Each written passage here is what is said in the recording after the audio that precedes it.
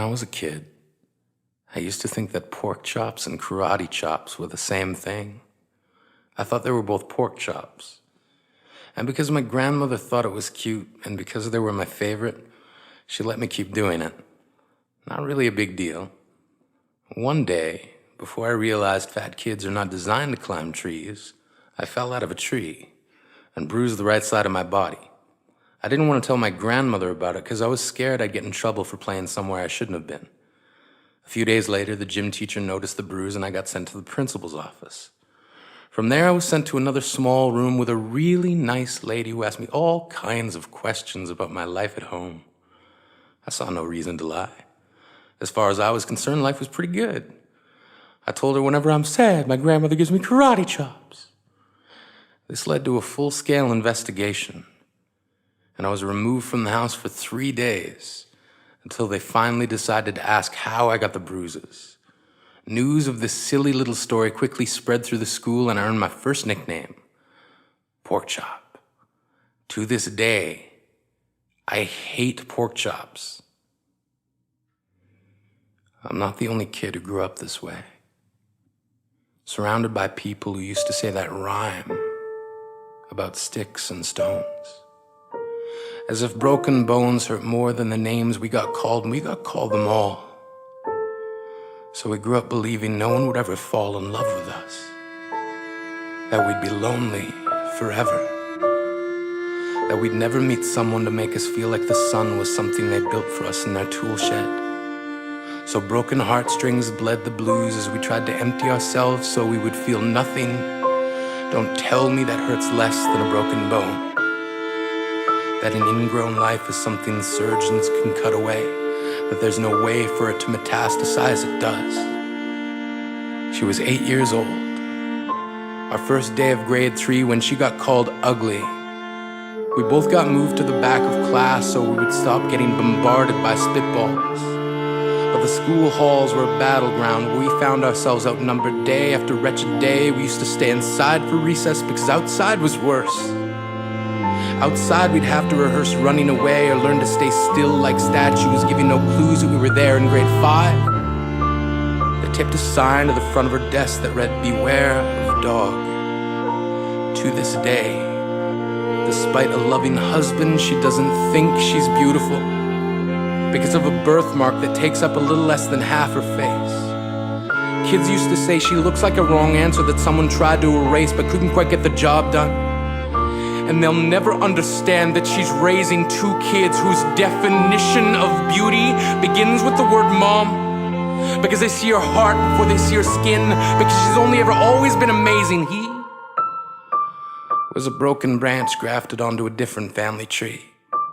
Adopted. Not because his parents opted for a different destiny. He was 3 when it became a mixed drink of 1 part left alone and 2 parts tragedy. Started therapy in 8th grade. Had a personality made up of tests and pills. Lived like the uphills were mountains and the downhills were cliffs. 4/5 suicidal, a tidal wave of antidepressants, and an adolescence being called pauper. 1 part because of the pills, 99 parts because of the cruelty. He tried to kill himself in grade 10 when a kid who could still go home to mom and dad had the audacity to tell him, "Get over it." As if depression is something that can be remedied by any of the contents found in a first aid kit. To this day, he is a stick of TNT lit from both ends. Could describe to in detail the way the sky bends in the moments before it's about to fall. And despite an army of friends who all call him an inspiration, he remains a conversation piece between people who can't understand. Sometimes being drug-free has less to do with addiction and more to do with sanity. We weren't the only kids who grew up this way. To this day, kids are still being called names. The classics were, "Hey stupid," "Hey spaz." Seems like every school has an arsenal of names getting updated every year.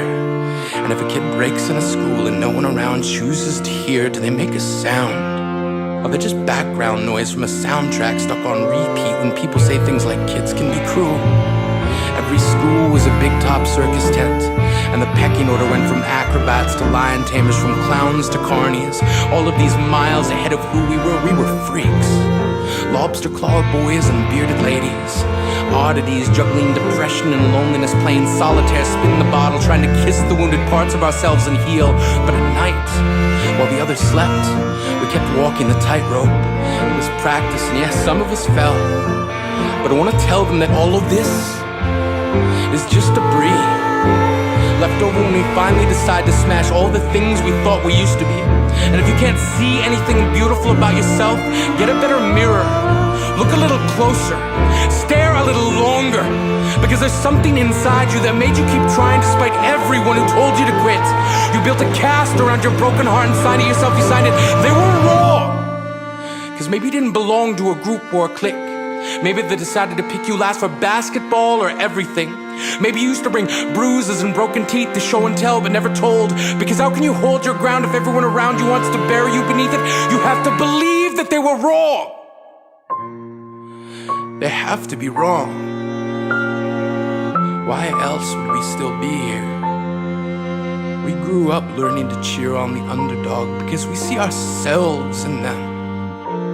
We stem from a root planted in the belief that we are not what we were called. We are not abandoned cars stalled out and sitting empty on some highway. And if in some way we are, don't worry. We only got out to walk and get gas. We are graduating members from the class if we made it. Not the faded echoes of voices crying out names will never hurt me. Of course, they did. But our lives will only ever always continue to be a balancing act that has less to do with pain and more to do with beauty.